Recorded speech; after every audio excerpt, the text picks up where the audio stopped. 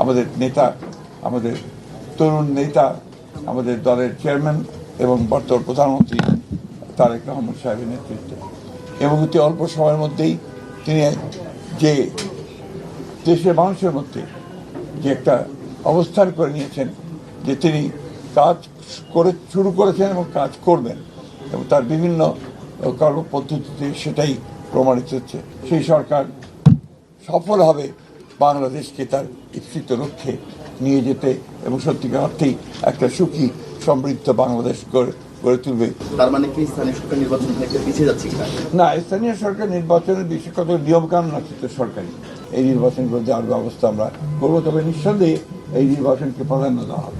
অনেক জায়গায় আওয়ামী লীগের অফিসগুলো খোলা হচ্ছে, অনেক জায়গায় এটা আমরা চাইনি, এবং আমরা যেহেতু আপনার আইনগতভাবে বলা আছে যে তাদের কার্যক্রম নিষিদ্ধ, সেইভাবেই এটাকে দেখা হবে।